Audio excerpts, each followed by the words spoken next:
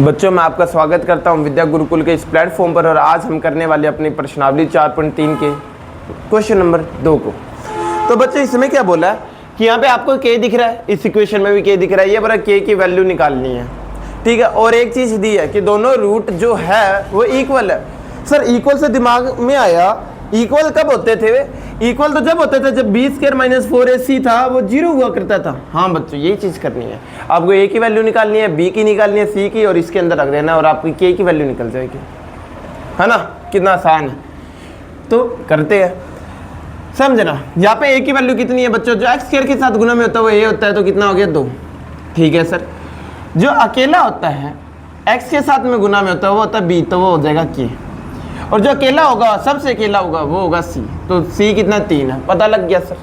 फिर डिस्क्रिमिनेंट निकालते हैं, विविध कर निकालते हैं। डिस्क्रिमिनेंट फॉर इक्वल रूट, जब इक्वल होते थे रूट, इक्वल रूट तो क्या था वो याद है कि आपको?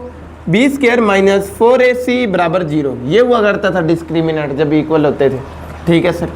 b कितना k है, तो b के जगह k का स्क्वायर लिख दो, ठीक है सर। 4 की जगह 4, a की जगह बच्चों क्या लिख दोगे? a की जगह आप लिख दोगे 2 और c की जगह क्या लिख दोगे? 3, ठीक है सर, बराबर में 0। k स्क्वायर का k स्क्वायर, 4 गुना 2 कितना होता है बच्चों? 8 होता है, और 8 गुना 3 कितना होता है बच्चों? 24 होता है। कितना होता है? 24, तो बराबर में 0।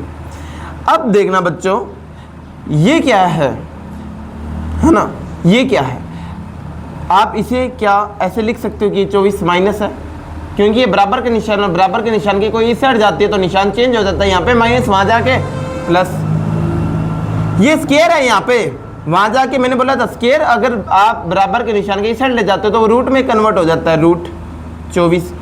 अब याद रखना बच्चों, जो ये रूट 24 है ये प्लस का भी हो सकता है, ये माइनस का भी हो सकता है, ठीक है, समझ आया? क्यों? क्योंकि मान लो माइनस का रूट 24 होता, इसका स्क्वायर भी क्या होता है बच्चों? इसका स्क्वायर भी इसका स्क्वायर भी 24 आएगा। और अगर रूट 24 होता, इसका स्क्वायर भी क्या आता? इसका स्क्वायर भी 24 आता। इसका मतलब अगर 24 का मैं पूछूं कि 24 किससे बना होगा, तो 24 हो सकता है माइनस के रूट 24 से बना हो सकता है 24 रूट 24 से बना हो, तो ये प्लस का भी हो सकता है, ये माइनस का भी हो सकता है। एक बात तो ये समझ आ गई सर, ठीक है सर, ठीक। अब इसे करते हैं। सर ये तो मुझे वैसे दे ही नहीं रखा, मैं कैसे करूं? गुना कर दो बच्चों, गुना, इसका गुना इसके अंदर करो बच्चों, तो kx का गुना x के साथ किया क्या आ जाएगा? kx square. फिर kx का गुना 2 से किया तो माइनस का 2 kx प्लस का 6 है ही, वो लिख दो, बराबर में 0 है वो लिख दो। a कितना बच्चों? जो x स्क्वायर के साथ गुना में होता है वो a होता है, तो a है यहाँ पे k, ठीक है। b कितना बच्चों? जो x के साथ में गुना में होता है वो होता है b, तो माइनस का 2k, और जो अकेला होता है वो होता है c, ठीक है सर। फिर वही सेम लाइन की डिस्क्रिमिनेंट, ठीक है, ये विविध कर जब रूट बराबर होता है फॉर इक्वल रूट, ठीक है सर, ठीक है सर। तो b स्क्वायर माइनस 4ac क्या होने वाला है? 0 के बराबर होने वाला है सर। b कितना बच्चों? माइनस का 2k, तो माइनस के 2k का स्क्वायर कर दो, कर दिया सर। 4 की जगह 4 लिख दिया सर, a की जगह k लिख दिया सर, c की जगह 6 लिख दिया सर, बराबर में 0 लिख दिया सर। सब तो लिखवा लिया सर आपने, अच्छा सर। तो बच्चों एक तो ये दिमाग लगाना, पहले इसे का स्क्वायर खोलते हैं। अगर मैं माइनस 2k का स्क्वायर खोलता हूँ, इसका मतलब मुझे माइनस 2k का 2 बार गुना करना है ना। माइनस का गुना माइनस से किया प्लस हो जाएगा, 2 का गुना 2 से किया 4 हो जाएगा, k का गुना k से किया k का स्क्वायर हो जाएगा, यानी प्लस का 4k स्क्वायर आने वाला है, ठीक है सर, समझ गया मैं। तो प्लस का 4k स्क्वायर आने वाला है, ठीक है सर। यहाँ पे 4 इंटू 6 कितना होता है बच्चों? 24 इंटू k कितना होता है? माइनस का 24k बराबर 0। मैं बोल रहा हूँ बच्चों ये चीज़ 0 होनी चाहिए, तो कब हो सकती है? अगर बच्चों k की वैल्यू 0 हो, अगर k की वैल्यू कितनी हो? 0 हो, तो क्या ये पूरी इक्वेशन 0 नहीं हो जाएगी? अगर मैं यहाँ पे 0 लिखूंगा तो 0 का गुना 4 से करो तो 0 आएगा, और यहाँ पे k की जगह 0 लिखूंगा तो 0 का गुना 24 से करो तो भी 0 आएगा, और 0 में से 0 जाएगा 0 आएगा। इसका मतलब क्या हुआ? इसका मतलब ये हुआ कि k की वैल्यू 0 भी इसका एक हल है, एक सोल्यूशन है, ठीक है सर, ये बात समझ आ गई। लेकिन सर अगर मैं k की वैल्यू 0 करता हूँ तो यहाँ पे तो प्लस का 6 आ जाएगा, फिर मैं कर नहीं पाऊंगा, है ना। अभी मैं बताऊंगा कैसे। अगर k की वैल्यू तुम 0 रखते, यहाँ पे k की वैल्यू 0 रखते तो ये पूरी चीज़ 0 हो जाती और ये पूरी चीज़ 0 हो जाती। तो बच्चों यहाँ पे 6 आता कि 6 बराबर 0 हो सकता है क्या? नहीं। यानी ये जो मेरी वैल्यू रखी है ना, ये काम की नहीं है।